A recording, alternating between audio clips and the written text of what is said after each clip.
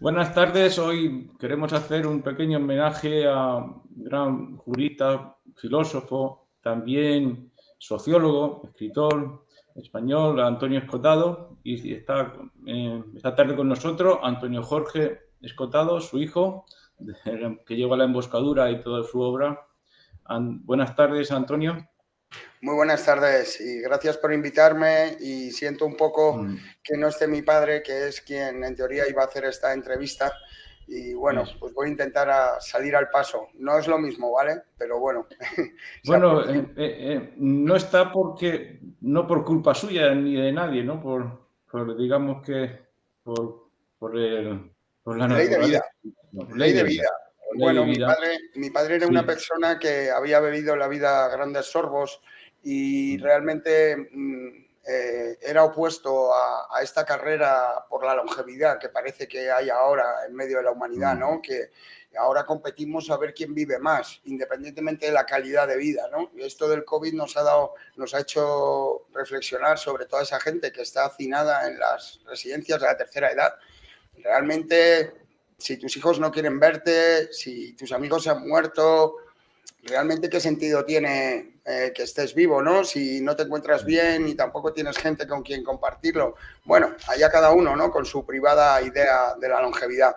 Pero mi padre tenía absolutamente claro que la vida era calidad de vida y sus segundos tenían que ser lo más parecido a los segundos que había vivido toda su vida. Entonces él tenía un Parkinson, que es una enfermedad neurodegenerativa que va avanzando lentamente y bueno, pues ya al final no podía escribir. Y claro, es como pues si a Paco de Lucía le dices que no puede tocar la guitarra, ¿no? Entonces mi padre un poco ahí ya se dio cuenta de que el cuerpo le estaba abandonando y en vez de patalear y negarse ante esa evidencia que nos va a suceder a todos, antes o después, él ya en cuanto empezó a ver los primeros achaques, signos de flaqueza, ya directamente tomó rumbo a Ibiza y ahí él tenía claro que iba a salir con los pies por delante.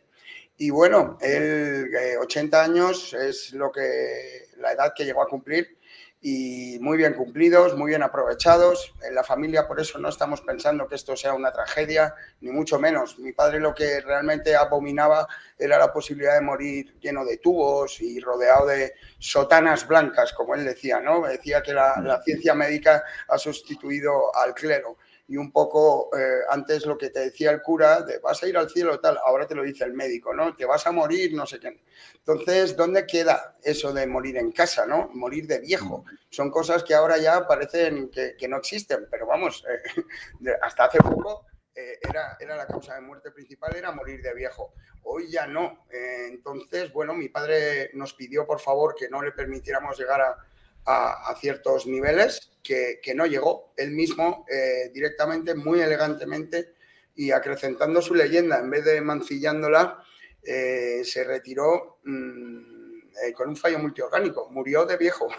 Parece mentira. Él tenía Precisamente queremos nosotros incidir en eso que decía tu padre, que para entender las cosas hay que ver su historia. ¿Y Sí, sí. cuál es la historia de Antonio Escotado? Bueno, la Porque es historia de Antonio una Escotado. historia con vida privada también y vida pública es apasionante porque parece ser que no va de comunista, ¿no? A defensor de la libertad y crítico del comunismo. ¿Cómo Sí. es? ¿Cómo fue? A ver, mi padre, la historia empieza cuando él nace y es un hijo realmente inesperado.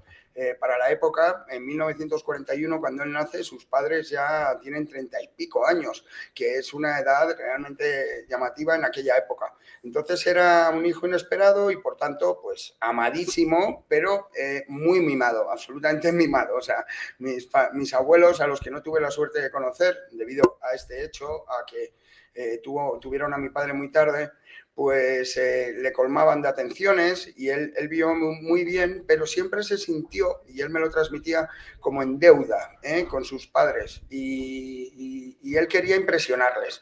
Entonces la historia de Antonio Escotado realmente empieza, yo creo que con 7 años, 8 años, cuando empieza a leer el Quijote y se lo empieza a escribir a mano. Y también empieza a leer los tomos más abstrusos de la biblioteca de mi abuelo.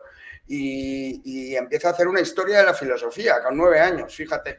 O sea, mi padre desde el principio sentía la predestinación muy adentro. Y él sabía que quería ser, yo un día se lo pregunté a las claras, le dije, tú esto que ha pasado contigo, que seas considerado ahora mismo uno de los pocos sabios vivos en habla hispana y tal, ¿esto lo preveías? Y se me quedó mirando así a los ojos y me dijo, por supuesto, hijo. Yo ya sabía desde muy joven que quería ser el hombre más inteligente de este país. No sé si lo he conseguido, pero lo he intentado. Y tengo la sensación de deber cumplido, estoy agotado y por eso ya quiero retirarme a descansar. Lo que dices de acudir a las fuentes, mi padre lo que decía es que donde está el prejuicio hay que poner el juicio. Y para que pongamos el juicio donde está el prejuicio hay que acudir a las fuentes primarias. Por ejemplo, si tú quieres saber de Aristóteles, pues mi padre siempre aconsejaba que fueras directamente a la Ética de Nicómaco o a sus obras y no a exégetas de Aristóteles, interpretadores de Aristóteles, ¿no? Entonces muchas veces queremos saber cuál es la historia de Roma. Pues bueno, pues puedes leer, hay millones de autores que interpretan la historia de Roma, pero la historia de Roma solo es una y solo son hechos, ¿no? No opiniones. Entonces, pues eso, lo suyo será irse a los grandes historiadores romanos, ¿no? Como Suetonio, Plutarco, toda esta gente que haya. Entonces, eso es lo que decía mi padre, que hay que acudir a las fuentes primarias y ya como os he confesado, que no sé si lo sabíais, desde muy pequeñito él sentía esa pulsión interior que le iba a llevar a ser la persona que yo conozca que más ha estudiado. Era una biblioteca andante. Directamente mi padre ya al final, no sé, se había convertido, como él decía, en un espectro lleno de conocimiento. Sí, y además un conocimiento basado en fuentes de primera, ¿no? De primera, por ejemplo, en Los enemigos del comercio, sí, ¿no? Un libro famosísimo en 3 volúmenes, este es el último, el tercero. Y el mejor, ¿eh? Es el mejor, por cierto, es el único que he editado yo. Soy el editor. Sí. Perfecto, lo ponemos de nuevo para que se vea. Y además va directa con fuentes, no se deja, los intérpretes, los exégeta y los critican muchas veces y descubre la fuente de por qué los enemigos del comercio se han hecho con el poder a partir de una interpretación del cristianismo, ¿no? De los rollos del mar muerto, de los esenios, puede ser. Esenios. Sí, la secta de San Juan Bautista, que se considera prima de Jesús. Y eso fue ahí, estando en la fuente del cristianismo, que luego sobre todo en la Alta Edad Media europea, defienden el ascetismo, ¿no es así? Y es la clave y la fuente, el núcleo de lo que luego será los bolcheviques, el comunismo y todo, que ahora todavía sigue vigente en China, por ejemplo. Y seguirá. O sea, el mismo fenómeno tiene manifestaciones a lo largo del tiempo. Ese es el hallazgo que detectó mi padre, porque aquí parece que el marxismo, el comunismo, lo ha inventado Carlos Marx, pero no. O sea, él inventó la teoría, pero lo que es la práctica, mi padre detecta que se lleva practicando desde tiempos inmemoriales, concretamente desde la secta de San Juan Bautista, ¿no? Que dice que la riqueza mancha. La riqueza mancha. Y entonces ahí lo leemos luego, siglos después, con Marx, ¿no? Que el Capital. Entonces, mi padre lo que detecta es que, por ejemplo, la Edad Media era una sociedad perfectamente comunista, también donde la propiedad privada no existía, donde todos debemos obedecer al señor luego más adelante sería el Partido Comunista, ¿no? Si no tienes carnet, poco puedes hacer. Y bueno, ellos prometen la libertad, pero cuando llegan al gobierno lo que hacen es abolirla y decirte dónde tienes que trabajar, para quién tienes que trabajar, cuántas horas debes trabajar. No olvidemos que el adjetivo stajanovista viene de Stajanov, que era un minero ruso, que aparece ahí en el libro. Y bueno, esto que se dice, uy, qué persona más stajanovista, es como una persona muy trabajadora, ¿no? Bueno, si supiéramos la realidad, que es que él estaba absolutamente forzado por los poderes de la Rusia soviética a extraer el máximo carbón posible, ganando lo mismo, ¿vale? Porque lo que hace el comunismo realmente es decretar la pobreza o decretar la igualdad. La igualdad, en este caso, es pobreza porque es igualdad hacia abajo, no igualdad hacia arriba. Entonces, todos vamos a ganar lo mismo, ¿vale? Pero la duda es, ¿y todos trabajamos lo mismo? ¿O no? Pues ¿qué pasa si uno trabaja más o otro trabaja menos? Ah, pues da igual, da igual. Según Marx, puedes tener hasta 3 trabajos al día. Puedes ser por la mañana obrero, por la tarde puedes componer sinfonías y luego por la noche, si quieres, puedes pintar un cuadro. Es un poco de risa, ¿no? Y es increíble que esta utopía haya llegado hasta nuestros días. Y bueno, mi padre, por ejemplo, cuando hablábamos de las fuentes primarias, él decía que no conocía a nadie que se hubiera leído El Capital entero. Pero cuando digo haberse leído El Capital entero, digo Stalin, digo, por ejemplo, Mao Zedong. O sea, ¿realmente quién se ha leído El Capital en este planeta? Pues muy poca gente. O sea, ha habido gente que se ha leído el Manifiesto Comunista, que es finito, pero El Capital... Bueno, pues mi padre es una de las primeras asignaturas que hizo, se leyó todo El Capital y aparte toda la correspondencia de Marx con Engels, con mucha gente. Entonces, bueno, él lo que detecta es que la santa pobreza proviene realmente del discurso del sermón de la montaña de Jesús, cuando dice, bienaventurados los pobres de espíritu, porque tendréis en el cielo lo que no tenéis en la tierra, y los últimos serán los primeros. Claro, si eso lo llevamos hoy a una democracia del siglo XXI, que tendremos en el cielo lo que no tenemos aquí y que además los últimos se deben poner los primeros, pues realmente, ¿qué te estás cargando? Te estás cargando la realidad en sí misma. La gente pensará que cuanto peor le vaya aquí, mejor le va a ir allá.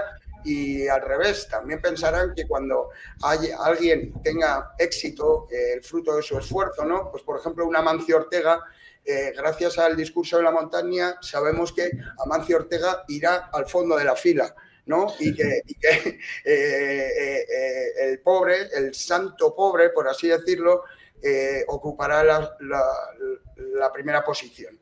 Entonces, bueno, esto aparte de ser una utopía, es inmoral totalmente. Realmente creemos que la meritocracia es lo más importante que hay. Tanto trabajas, tanto vales. De verdad, ¿para qué queremos igualdad? ¿Queremos ganar todos el mismo dinero? ¿Queremos todos tener la misma ropa? ¿Queremos todos vivir en una casa igual? No, la variedad es lo que hace grande a la especie humana. Hay gente que quiere trabajar, hay gente que no quiere trabajar, hay gente que quiere vivir en el campo, gente que quiere vivir en la ciudad. No por eso vamos a cortar a todos por el mismo rasero y vamos a decretar nosotros, que sería pues el partido político de turno, el Partido Comunista, el Comintern, va a decretar lo que es bueno y lo que es malo. Acuérdate que cuando llega Lenin al poder le dicen, bueno, él llegó prometiendo elecciones, prometió elecciones generales y lo primero que hizo fue abolir el pluralismo político, la libertad de prensa y el derecho de huelga. Manda huevos, ¿no? O sea, esta gente predica una cosa y luego hace exactamente la contraria. Entonces eso es lo que mi padre se tiró casi 17 años en una labor que, bueno, pasará a los anales, yo creo, igual que Historia de las drogas, son 2 obras, 2 trilogías insuperadas y que dudo mucho que alguien las pueda superar, porque mi padre le dedicó a cada una casi 20 años de su vida y la verdad que cuando ves los libros, pues te das cuenta un poco de qué pasada, qué investigación más prolija, más detallista, ¿no? O sea, es casi como, no sé, como un chino que está tejiendo una tela de seda, ¿no?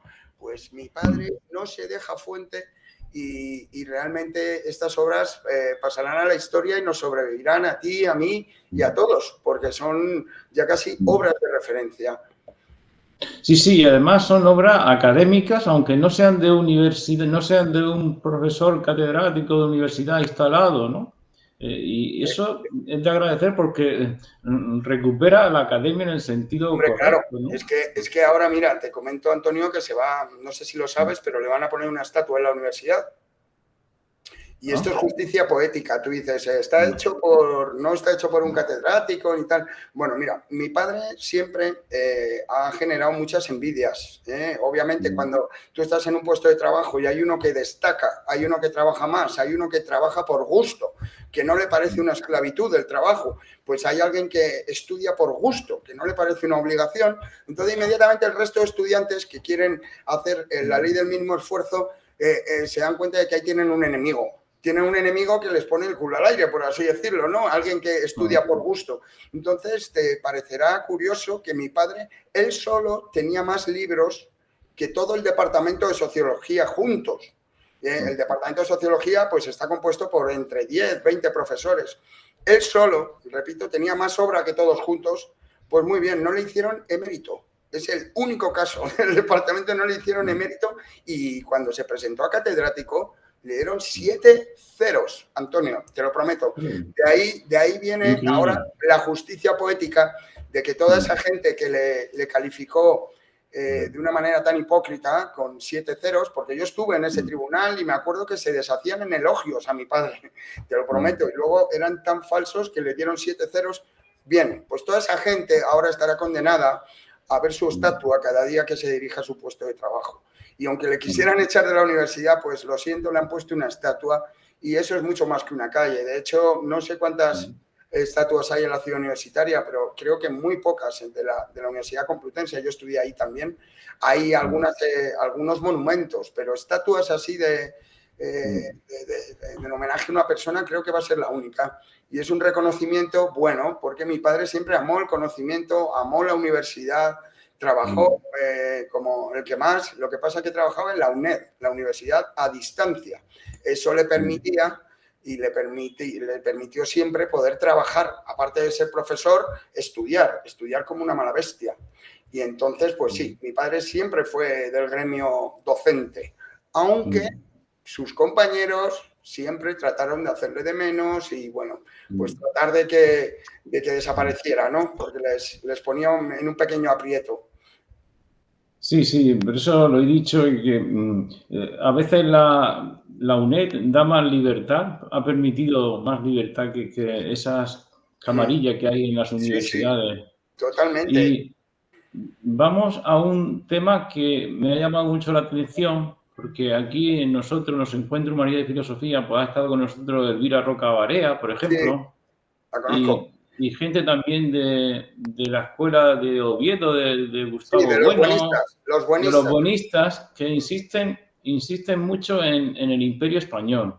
Y ya de paso critican la obra de Urtia, ¿no? Los enemigos del comercio, diciendo por qué Escotado no dedica el espacio correcto, según ellos, al Imperio Español que favorecer el comercio. Vale, es igual. Eso es una respuesta que yo no sé si la contestó tu padre. Sí, me sé toda la historia. Sí. Imagínate que ahora dijéramos, oye, el Quijote está muy bien, pero no habla de Soria. Cervantes tiene una deuda con Soria. ¿Cómo se le ocurrió a Cervantes hacer el Quijote si no hablaba de Soria?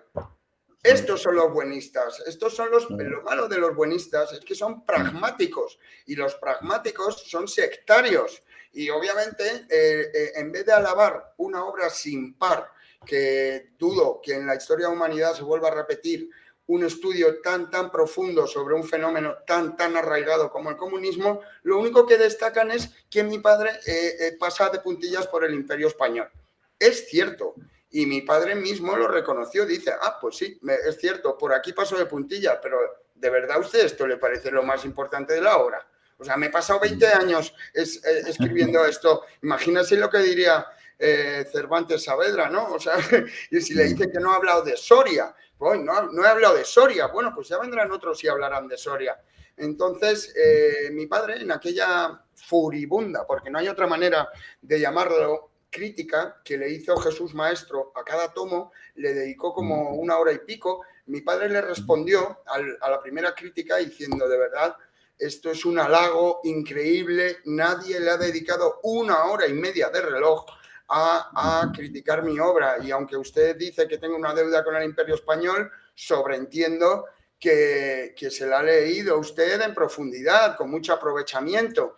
Y entonces le escribió la carta porque en aquel momento era un comentario de YouTube y Jesús Maestro tenía abierta la posibilidad de hacer comentarios. Qué casualidad, cuando mi padre mandó el comentario, cerró la posibilidad de más comentarios. La cerró. Y en el segundo, la crítica del tomo 2 y la crítica del tomo 3 no se puede comentar. Y entonces, bueno, nosotros lo que hicimos, y que creo que habla bien de mi padre y también de este community manager, en cuanto tuvimos conocimiento de esa crítica, la subimos a sus perfiles, al perfil de Facebook, al perfil de Twitter, al perfil de YouTube. es fantástico cuando alguien te critica y además parece que tiene razón, perfecto. Pues sí, la obra tiene ese fallo, vale, le hemos encontrado un 1% de fallo. ¿Qué pasa con el 99% restante? Pues bueno, los buenistas incluso le acusan de haber vivido del Estado por haber sido profesor y olvidan que la sede de la Fundación Gustavo Bueno está en un edificio público de Oviedo, que además es un escándalo, entre comillas, y ya ha salido en la prensa alguna vez. Entonces, bueno, pues Gustavo Bueno y mi padre en concreto se llevaban bien, porque no es que se trataran mucho, pero las veces que coincidieron, mi padre siempre me decía que Gustavo Bueno había leído con mucho aprovechamiento su tratado de metafísica que se llama Realidad y Substancia. No sé si lo conoces, está en la página de La Emboscadura y es un tratado de metafísica porque mi padre hubo un momento que pensó que iba a sufrir amnesia, no por la fundación de la discoteca, sino un poco antes, pensó que se iba a quedar, tuvo esa sensación y decidió escribir este tratado de metafísica que, como bien sabes, es Dios, alma y mundo, los tres temas que van más allá de la física y que por eso se llama metafísica. Entonces, este libro, que es para profesores, gente muy cultivada, porque te lo prometo, yo he leído toda la obra de mi padre, menos ese libro. Lo he intentado 3 veces, te lo prometo, Antonio, y lo he tenido que abandonar antes de las 100 páginas porque, sí, porque era de formación hegeliana, y... Sí, ahora vamos a sacar su tesis, que es de 1967, la vamos a sacar en La Emboscadura, la hemos recuperado, lleva fácil 30 años descatalogada. La tesis se llama La conciencia infeliz y pone ensayo sobre la filosofía de la religión de Hegel. Fue la primera obra sobre Hegel, el primer estudio que se había hecho en España. En aquella época, en la España franquista, Hegel estaba visto como un rojo. Tú fíjate, ¿por qué? Porque el marxismo dialéctico un poco, ¿no? Se inspiraba, decían que se había inspirado en Hegel y nada más allá de la realidad. Mi padre, cuando fue a leer su tesis, casualmente el tribunal, por 3 veces faltaba un miembro, no se podía celebrar, no había quórum, hasta que ya mi padre se dio cuenta de que esto estaba perfectamente orquestado por la universidad. Lo que no querían es que leyese una tesis sobre Hegel en la universidad. Hasta que mi padre, como era jurista, pues nada, se fue con un notario y dio fe de que estaban prevaricando. En ese momento, pues pudo leerla y se hizo la lectura de la primera tesis sobre Hegel. Pero sí, mi padre tiene unas raíces epistemológicas muy profundas, en el sentido de que Hegel es de los filósofos más complicados que hay, yo por lo que he leído, y para mi padre era su maestro absoluto. Hay en Enemigos del Comercio, hay al inicio una serie de temas, ¿no?, de mesiánico, por ejemplo, el arquetipo mesiánico. El socialismo mesiánico. El socialismo mesiánico y también el arquetipo mesiánico que he leído. Y eso es fundamental, ¿no? Porque vamos a ver 4 puntos de Enemigos del Comercio y pasamos luego a la historia general de la droga, que es mucho, ¿no?, un tiempo muy anterior, cuando él estaba cuando lo metieron en la cárcel, ¿no? Sí. Por amnesia, y ahí historia de la general de la droga lo hace en la cárcel. Bueno, lo redacta. Obviamente un libro así no se hace en 9 meses, ¿cómo entenderás? Bueno, en un año. Vamos a terminar con los Enemigos del Comercio. El arquetipo mesiánico, eso es fundamental, ¿no?, para toda la obra. Exacto, lo que habla mi padre es que no hay que confundir el socialismo reformista con el socialismo mesiánico, porque figuras como Bernstein y más socialistas que ha habido realmente tenían un corazón bueno, optimista. O sea, Marx es que realmente odiaba a la burguesía, ¿no? Y casi que quería la aniquilación de las clases sociales que no fueran el proletario. Pero en cambio, hay mucha gente que no llegaba tan lejos ni era tan como le llamamos, fundamentalista. Y entonces mi padre a sí mismo se definía como socialdemócrata liberal. Ahí es donde quiero ir, que eso es socialismo no mesiánico. O sea, hay un socialismo que está muy bien y que si se le quitan todos los tintes mesiánicos, se ha demostrado que en la sociedad ha hecho muchísimo bien. O sea, el socialismo mesiánico es el malo, pero el socialismo de Estado sin llegar a extremos, mi padre siempre lo ha ensalzado. con figuras Sí, de como... hecho, todo el comunismo se basa en una destrucción total, una purga total del socialismo, de Bueno, todo el digamos socialismo. que es el paroxismo del socialismo, ¿no? O sea, no es una Ujú. destrucción, es llevar el socialismo tres trechos más allá. Sí, Es sí, sí. convertirlo en secta. O sea, tú no verás una secta Mm, socialista, pero sí verás sectas comunistas, ¿no? mm, Entonces, socialismo, acuérdate que el partido de Hitler es el partido socialdemócrata, ¿no? O sea, es una palabra mm, muy manida. Pero lo que detecta mi padre en los enemigos del comercio es que en pos del socialismo se han hecho cosas muy buenas por el Estado de Derecho y por el Estado de Bienestar. En mm. cambio, tres pasos más adelante, que ya es el socialismo mesiánico, en función de él se han destruido muchos millones de vidas de hambre y de frío. Mm. Y, insistimos de nuevo en lo que dice tu padre, decía tu padre en el libro, lo dice, Sí. es el cristianismo, cómo el cristianismo también ha supuesto un engaño, porque el cristianismo no se opuso a la esclavitud y luego tampoco se opuso a la servidumbre y, no sé si al comunismo, pero Bueno, también hay ahí bueno, dudas, ¿no? realmente, o sea, no podemos decir que el cristianismo sea el culpable de todos los males. De hecho, mi padre distingue en el libro una cosa que quiero destacar, y es que gracias a Jesús se dejaron de haber sacrificios animales. Acuérdate que antes, cuando Ciro el Grande casi deja Asia sin bueyes para celebrar una conquista, ¿no? Antiguamente se hacían sacrificios a los dioses, pero claro, eran sacrificios, esa sangre que corría eran las hecatombes, que se llamaban, hecatombe viene de ahí.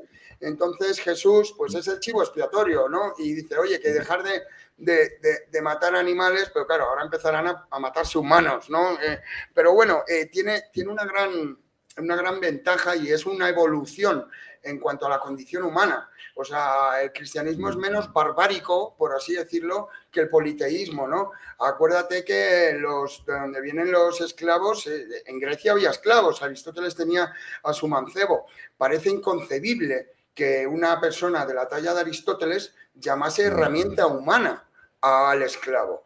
Y mi padre, otro de los puntos fuertes de la investigación de los enemigos del comercio es demostrar, pero muy, muy precisamente, que la esclavitud no es un buen negocio y que la gente tarda en darse cuenta, pero la mano de obra esclava siempre será inferior a la mano de obra libre, aunque sea gratis. Te sale más barato pagar 10.000 euros a una persona que trabaja feliz, con ganas, que a un esclavo que todo el rato está intentando escamotearte. Y si es posible, pues matarte, ¿no? Entonces hubo un momento en que en Roma había por cada persona libre 20 esclavos. Entonces la gente se pregunta por qué fracasó Roma. Pues ahí está el fracaso, no fue el cristianismo, no. Fue esta idea tan peregrina de pensar que cuantos más esclavos tenga, más riqueza tendré y menos tendré que hacer yo. Eso se demuestra siglos después, otra vez de manera traumática, con el Gulag de la Unión Soviética, ¿no? Ahí, ¿cuántos millones de personas había trabajando en Siberia?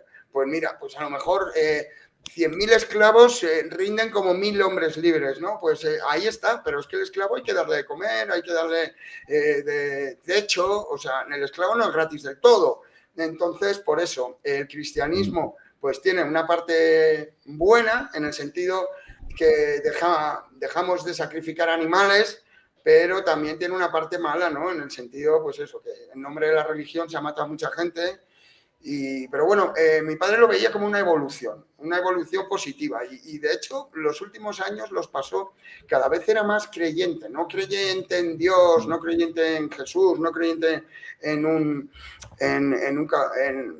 una figura concreta, sino en una voluntad divina que había detrás de todo, ¿no? Es difícil ser totalmente ateo. Sí, sí, y ahora que lo dice el comunismo, el poder sigue vigente, por ejemplo, en Cuba, en China, con la Sí, gran potencia de sí. China, y yo Bueno, hay una gran no, confusión. Hay una perdona, gran confusión. No se sabe si va ganando el comunismo tipo capitalista de China. no. Antonio, ¿Cómo es perdona, eso? ¿Cómo es la situación? ¿Cómo lo explicaba Antonio lo Escotado? explicaba muy bien. A ver, lo que hay en China no es comunismo, no es comunismo puro y duro, es comunismo capitalista. Así se llama. No tiene nada que ver con el comunismo que había en la URSS, con el comunismo que hay en Corea del Norte, con el comunismo que hay en Cuba. No me compares, por favor. O sea, que es que hay un McDonald's, hay muchos en China. A ver, en China acaban de pegar un salto cuántico, por así decirlo. Han pasado de una renta per cápita de $10 pues a una renta de 1.000 o algo así como en 10 años. Es el milagro económico lo que ha pasado en China. Dime otro país comunista que haya experimentado este crecimiento. No, obviamente, si funciona China, no es... Hay cosas que son comunistas, obviamente. Es una dictadura donde no hay pluralidad política, donde la iniciativa privada tiene que ser controlada por el partido, pero existe, que es que antes no existía. Acuérdate cómo estaba China, la China de Mao. Eso sí que eran hambrunas. Eso sí, el gran salto adelante significaba el gran salto atrás. Entonces, mi padre cifra en varias decenas de millones la gente que perece en Rusia en pos de un comunismo. A ver, el comunismo, como decía él, es un cuento de hadas con 100 millones de muertos. Eso es lo que decía él. Realmente él no era procapitalista, simplemente estudiando la historia sin apasionamiento, te das cuenta de que el capitalismo es el sistema menos malo. Para nada es el más bueno, pero es el menos malo. Y si me dejas poner un ejemplo, te lo voy a explicar muy bien. Conoces a Hayek, por supuesto, a la escuela austríaca, y va a poner un ejemplo de cómo el individualismo y el egoísmo, que es un poco lo que fundamenta el capitalismo, repercute en la humanidad mucho más que el comunismo, por ejemplo, que lo que renuncia es eso, a la persecución de un objetivo individual y personal. Pues estábamos hablando que Hayek, en un libro suyo, dice que tú estás caminando por el monte, quieres llegar a cierto punto del monte, no hay camino, tú haces un camino para llegar a ese árbol que quieres ver de cerca. Muy bien, tú haces ese camino por ti. Lo que no te puedes imaginar es que luego van a venir 8 personas que van a utilizar ese mismo camino y lo van a mejorar. Y además van a pasar por él, y gracias a pasar por él va a seguir siendo un camino. Porque si no, otra vez la vegetación lo haría intransitable, ¿no? Entonces, ¿qué vemos aquí? Vemos aquí cómo Amancio Ortega, por ejemplo, el presidente de Zara, esta persona, cuando cosía batas, que así empezó, y ahora que tiene una empresa con más de 200.000 trabajadores, ¿el que perseguía? El objetivo individual, ¿no? Bueno, pues su objetivo individual, el resultado es que ahora mismo hay 200.000 familias viviendo de él. Entonces, ¿qué decimos? ¿Que el capitalismo es malo? ¿Que el capitalismo no ayuda a los demás? Obviamente, si a mí me va bien, a mi vecino también le va a ir bien.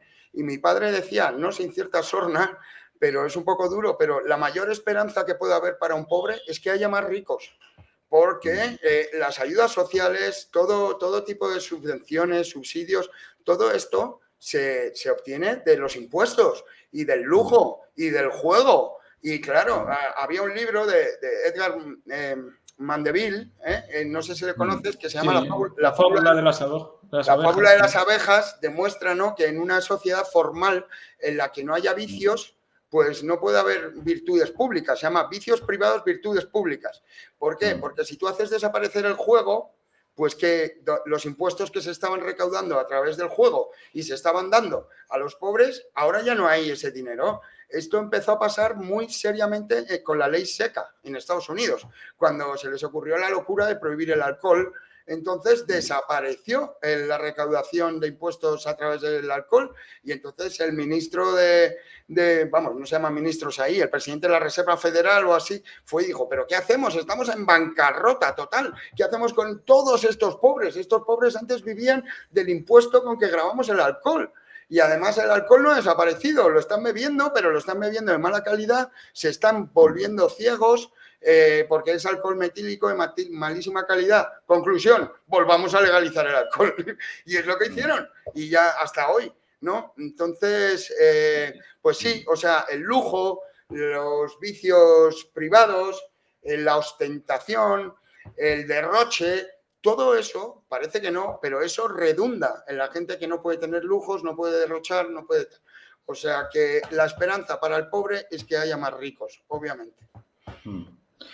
Otro tema muy interesante relacionado con esto es si ese capitalismo, por ejemplo, que hay dirigido en China, va a repercutir en conseguir derechos humanos para los chinos o democracia para los chinos. Ah, Tampoco se sabe, bueno, se ¿no? sabe que es una sociedad que históricamente tiene mucha, es muy obediente, demasiado obediente. A veces sorprende. También los rusos, ¿no?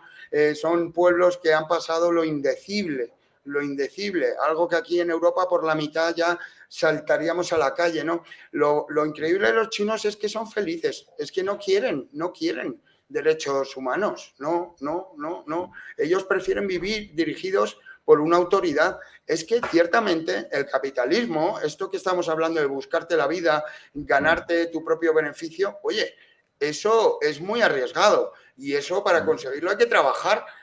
La otra opción, ¿cuál es? Pues que venga papá Estado y te dé un subsidio todos los meses, te olvidas de esta incertidumbre que es consustancial al capitalismo, ¿no? O sea, cualquier empresario que triunfa, hay 10 que han fracasado antes y él mismo. Es muy difícil que la primera empresa vaya bien. Entonces hay veces que dices, joder, la verdad que se estaba tan bien trabajando por cuenta ajena, ¿no? O sea, yo ahora que soy emprendedor, tengo un par de empresas, pues también he trabajado en el sector privado y claro, ahí daba igual. A fin de mes yo cobraba puntualmente lo mismo, independientemente de los clientes. En cambio, ahora que me he montado por mí mismo, pues bueno, la incertidumbre es mucho mayor, pero yo le doy las gracias a esta incertidumbre, a este riesgo que es consustancial a la búsqueda de uno mismo. Si tú te sientes bien así, hazlo. Pero vamos, yo estoy seguro de que un emprendedor, por cada 99 peones hay un emprendedor. O sea, si todos queremos trabajar para otro, tendrá que nacer ese otro. O sea, Amancios Ortegas hay muy pocos, pero Sí. trabajadores de Zara hay millones. O sea, digamos que por cada 100 nacimientos hay uno que va a dar trabajo a los 99. Algo así, ¿no? Y Sí. parece mentira que luego Jesús Huerta de Soto insiste, siempre pone ejemplos, o ponía ejemplos de los grandes emprendedores sí, de Internet y de la sí, informática de la actual, ¿no? La revolución actual, sí, sí, que son en un almacén, sí, en un han garaje. llegado un Oye, garaje, han qué levantado, curioso ¿no? que me saques lo de Huerta de Soto porque estuve ayer con él, Ah, precisamente. sí. Sí, sí, Sí, sí, sí, sí, es vamos. un gran. Ha pasado al anarcocapitalismo, ¿no? Ha Sí, pasado al anarcocapitalismo. tenemos un proyecto Aquí conjunto. tuvimos, sí, aquí tuvimos a Jope, un Sí, anarcocapitalista también, a Jope en sí, el año 2004. ajá, Antes que llegase a Rafael del Pino y tal, estuvimos con sí. Daniel Lacalle hablando de Sí, la ese calle tema. también está muy Sí, cerca. también. Bueno, el anarcocapitalista Hoppe insiste mucho en evitar las guerras, comparó a todo el mundo que se mete en guerra con Hitler. Hoppe compara, por ejemplo, dijo que José María Aznar pues, es como Hitler, pues, porque se mete en guerras. Entonces, precisamente enemigo del comercio, tu padre termina hablando de cómo evitar que se le llame a la gente a las guerras civiles. Termina Exacto, pues así, pagando impuestos. Si él lo dice, tanto al pagando final es la, impuestos. la última línea del tomo 3 Sí, dice, sí. Mm, nos hemos dado cuenta de que nos quiten la mitad de nuestra nómina es la única manera Para, de evitar las guerras sí, civiles. Es lo que él sí, sí, llama como, agonismo, agonismo. sí, algo mismo, como dándole comida, ¿no? al monstruo, ¿no? Para evitar que nos Bueno, meta en bueno, guerra civil. eso es el estado de bienestar. Estados Unidos, ya Claro. sabemos que es la primera potencia, pero también sabemos que es muy cruel, ¿eh? Estados Unidos es Mm, allá tú. Eso es capitalismo, pero de verdad, llevado hasta el extremo. Yo no envidio a Estados Unidos en cómo trata, por ejemplo, a su pueblo en cuanto a sanidad se refiere o en cuanto a universidades se refiere. Ahí hay mucha gente que si no tienes pensión, pues pensión privada, claro, pues búscate la vida, ¿no? Y te toca el COVID y cuando sales del hospital debes 1 millón de euros. Pues bueno, allí es que son muy suyos, también tienen poca historia, ¿no? Pero aquí en Europa nos felicitamos de que cuando llega nuestra nómina, la mitad se la lleva el Estado, más o menos, o dos, o un poco menos, pero es que en cambio en Estados Unidos no te quitan ni el 20%. Claro, o el 15%, pues vale, muy bien. ¿Qué prefieres? ¿Recibir tu nómina entera a fin de mes y ver cómo hay una diferencia social enorme, que el hijo de un portero o de un camarero difícilmente podrá llegar a la universidad? ¿O prefieres que te quiten la mitad de tu nómina y ver cómo cualquier persona puede llegar a la universidad, cualquier persona puede ser tratada de un cáncer? Igual, seas el presidente de gobierno o seas barrendero, tienes la misma atención. Eso es un orgullo de Europa, de este proyecto tan hermoso que es la Unión Europea, y que no debemos dejar de admirarlo cada día. Porque mi padre dice que sí. Sí, tu padre defendía la Unión Europea en este sentido, ¿no? Sí, sí, totalmente. Como el proyecto más hermoso jamás acometido y más exitoso. Realmente pensar que ahora estamos juntos, los que nos hemos estado matando a brazo partido, hace no tanto tiempo, hace no tanto tiempo, o sea, en menos de un siglo, pues es realmente hermoso. Porque en Estados Unidos, bueno, eso se puede llamar Estado federal, pero es que un tío de Nevada es muy parecido a un tío de Florida. En cambio, tú mira un sueco con un andaluz, o sea, realmente es difícil. Pero al final hablamos todos el mismo idioma, usamos la misma, vamos, el mismo idioma, me refiero idioma europeo, o sea, no existe el europees, pero hablamos el mismo idioma en cuanto que no tenemos fronteras, usamos la misma moneda, yo me siento español, pero después me siento europeo. Hay una identidad europea y es por eso que yo estoy muy orgulloso de lo que llamamos el estado de bienestar, que va en contra del capitalismo salvaje aplicado por Estados Unidos, que más o menos viene a decir que cada mástil sujete su vela y yo no voy a ayudarte si tu mástil se ha roto, ¿no? Pues no, aquí en Europa sí que ayudamos. Aquí no permitimos que la gente se muera de hambre. De hecho, no conozco ningún caso en España de alguien que haya muerto de hambre en los últimos años. Vamos, realmente puedes ir y hay zonas donde puedes comer, hay zonas donde puedes dormir. En cambio, Estados Unidos está lleno de homeless. Pero bueno, cambiemos de tema, sí. Sí, vamos a hablar del libro Historia General de la Droga y en otra ocasión seguiremos el homenaje con otras obras, si quieres, de tu padre, que estarán vigentes y son actuales todavía. Y la Historia General de la Droga, como hemos dicho antes, fue a raíz y lo redactó en la cárcel. Sí. ¿En época de Franco, en la transición? ¿O? No. Ya había muerto Franco. Sí, él entra en la cárcel, creo que es en el 83, en 1983. Y bueno, es una historia muy rocambolesca y muy curiosa. Si quieres te la cuento. A ver, mi padre antes de entrar en la cárcel estuvo de traductor en la ONU. Mi padre era un gran traductor y gran parte de la época hippie suya de hacer el amor y no la guerra en Ibiza, se la costea siendo traductor. Entonces traduce, pues cuando hablamos de ir a las fuentes primarias, ¿no? Mi padre veía por todos lados citado a Newton, a Isaac Newton, pero no tenía ni idea de Isaac Newton y era tan bestia que para entender a Isaac Newton lo primero que hizo fue traducir los Principia Mathematica del latín al castellano. Entonces, bueno, y además con un prólogo de 300 páginas. una verdadera locura. Entonces, lo que hablábamos, él redacta la obra de Historia General de las Drogas en la cárcel, pero él ya había estado en la ONU como traductor, era un tema que le interesaba muchísimo, le interesaba tanto, ahora te voy a decir desde el día en que a mi padre le interesa ese tema, que entró con varios carros y varias maletas de fichas que ya tenía preparadas para redactar ahí en la cárcel. Mira, el interés de mi padre por las drogas surge cuando mi padre era epiléptico, tuvo varios ataques epilépticos hasta que el mal desapareció. Y porque si estás 2 años sin que te dé un ataque, se considera que el mal ha desaparecido. Pues bueno, con 14 años o así creo que era cuando fue por última vez al médico y le dieron pentotal sódico, que es una droga súper fuerte, que es la que se utiliza en la anestesia. Pero bueno, mucha gente te podrá decir que son unos efectos bastante placenteros y tal. Entonces él ya con 14 años dijo, uy, qué curioso esto, una cosa que te hace cambiar de estado de ánimo y a la carta. Además, pues bueno, pues este tema lo tengo que estudiar. Vale, eso lo dijo con 14 años. Con 47 creo que es cuando saca Historia General de las Drogas, que como hemos dicho es una obra lo más completo que se ha hecho hasta la fecha sobre el fenómeno de las drogas. Mi padre, que en la época en que saca el libro hay una problemática muy fuerte. Recuérdate los estragos que causó la heroína en los años 80 y principios de los 90 aquí en España. Y entonces él se propuso estudiar este fenómeno. O sea, ¿las drogas han sido un problema siempre en la historia de la humanidad o es un problema reciente? Entonces, nada, pues como es él, siempre se va a las fuentes primarias y al principio, que ¿dónde es? Mesopotamia. Bueno, pues ya en Mesopotamia se ve que hay grabados donde se ven hojas de amapola, o sea, cabezas de adormidera. Y bueno, mi padre no podía salir de su asombro cuando se dio cuenta, después de estudiar toda la historia de la humanidad, que el problema con las drogas era absolutamente reciente y que el problema de las drogas venía de prohibirlas, que el experimento no es legalizarlas, no, legales han sido siempre. El experimento ha sido prohibirlas.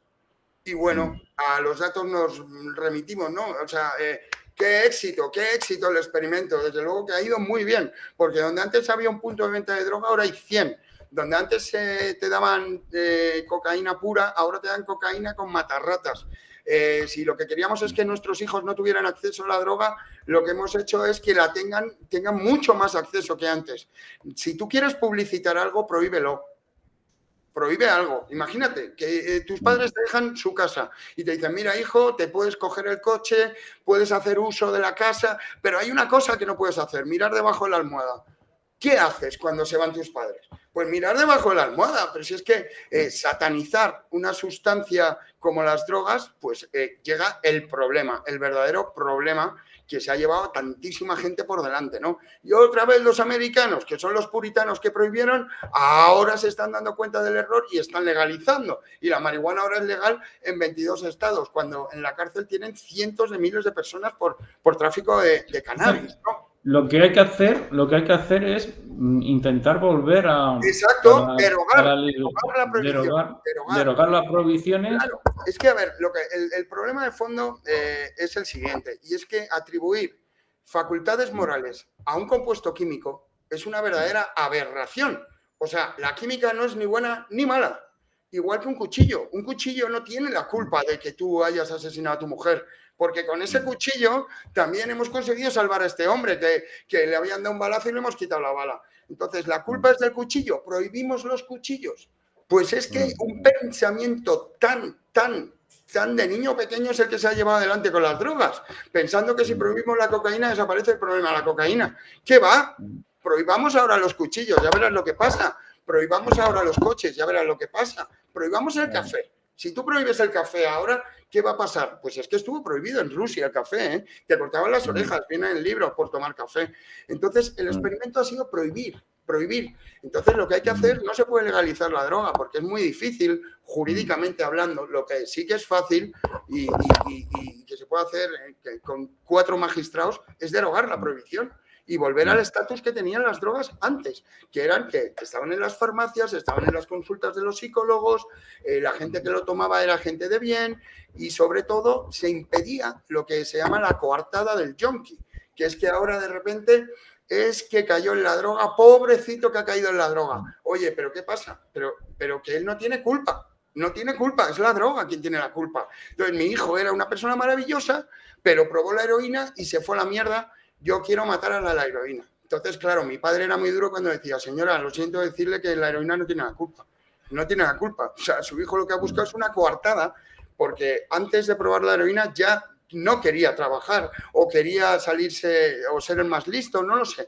Pero la gente utiliza las drogas y encima se escuda en ellas. Es como si llevas un Ferrari y dices, es que no puedo ir a menos de 300. No puedo ir a menos de 300. Oye, farsante.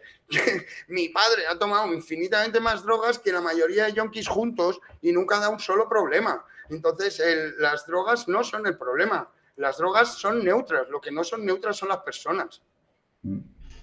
Sí, eso hace falta una concienciación, que se llama ahora, pero una concienciación como la haría tu padre sobre ese tema.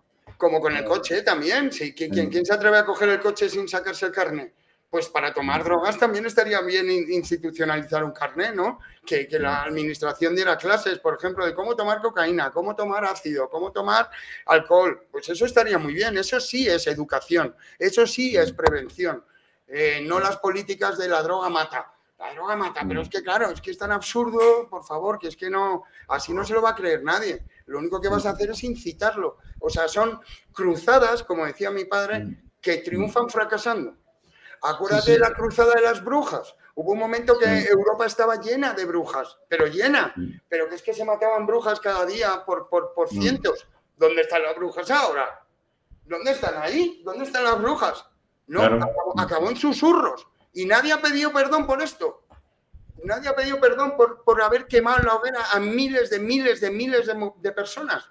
Pues no, igualmente pasará con las drogas. Mi padre decía, esto acabará en susurros, hijo, y nadie pedirá perdón. Pues claro, pues ya ves, pues igual que desapareció la magia, pues algún día las drogas volverán a donde nunca debieron salir, que es en las consultas médicas, en las consultas psiquiátricas, en los laboratorios. Y recuerda que droga viene de fármaco, y fármaco es droga y veneno, las dos cosas, no una ni otra, las dos a la vez. Pues podemos decir lo mismo, un cuchillo, pues un cuchillo puede salvar o puede matar. ¿De qué depende? Del uso. Pues las drogas es lo mismo. Sí, solo depende de la dosis. La dosis hace el veneno o hace el remedio. Sí, también decía tu padre que estamos sometidos a un menú en la droga, y lo que hay que hacer es ir a la carta y claro, al Estado no le importa que me adulteren con matarratas. O sea, esto que se llama salud pública, mi padre decía, cada vez que oigas la palabra salud pública, sal corriendo, hijo, porque eso es que quieren decir por ti lo que es bueno para ti, ¿no? Es, por ejemplo, ¿no te parece curioso que la gente que trata a los drogadictos sea gente que no ha probado nunca las drogas? ¿No es extraño? Imagínate recibir clases de pintura de un ciego o clases de gimnasia de un minusválido.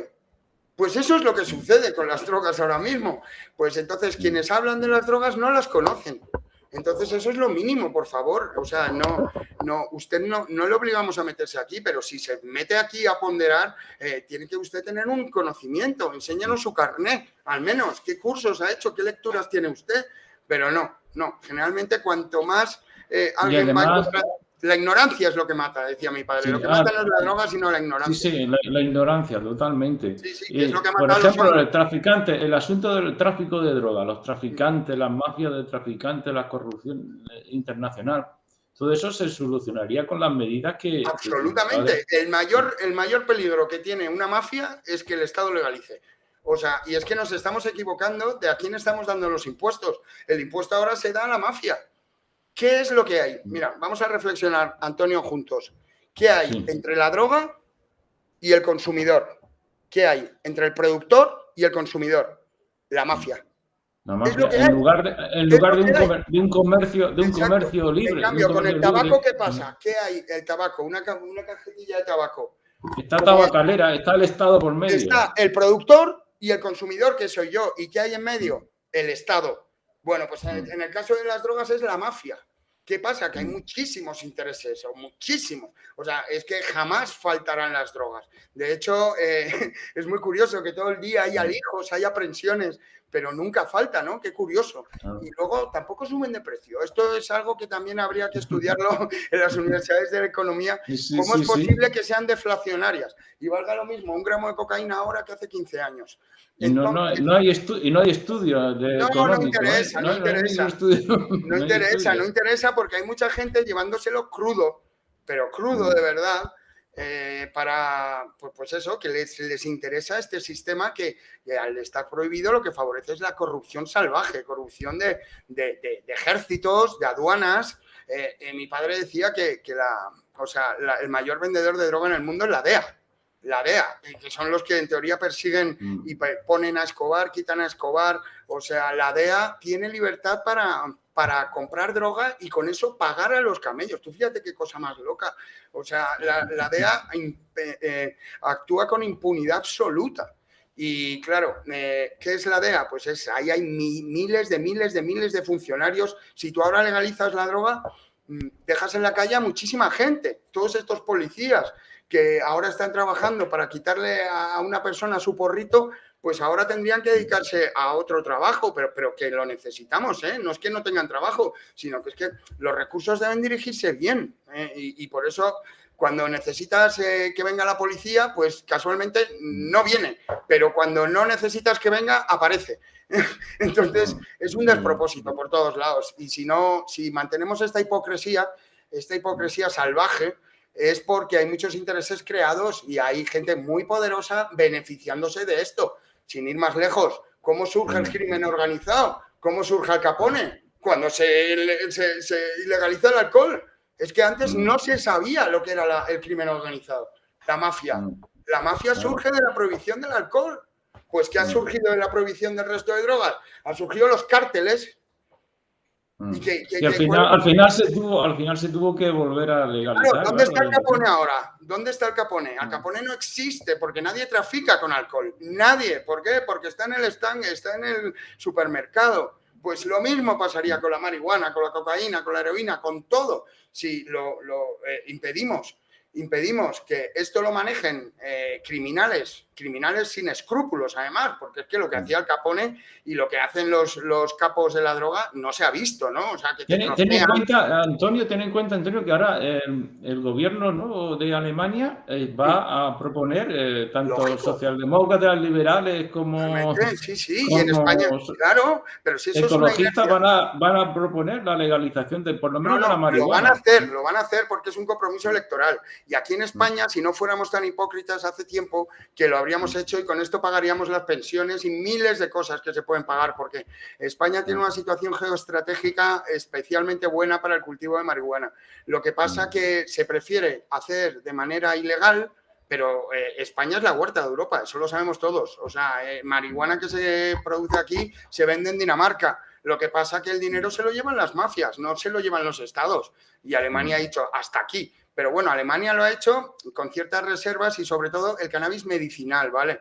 Porque no te olvides que en la Organización Mundial de la Salud, uno de los postulados es que si un estado no facilita a un enfermo tratamientos que puedan paliar su dolor, esto sería casi constitutivo de delito. Entonces, se está viendo que el CBD, que es uno de los cannabinoides que contiene la marihuana, el CBD, no coloca, pero sí que ayuda mucho, por ejemplo, a paliar los vómitos tras la quimioterapia, la falta de hambre y muchas cosas, te relaja y tal. Entonces, eso parece que cada día más es una evidencia científica y esa es la grieta por la que está penetrando el movimiento antiprohibicionista, ¿no? Que aquí en España, desde luego que bueno, ya han legalizado en Portugal, en Alemania.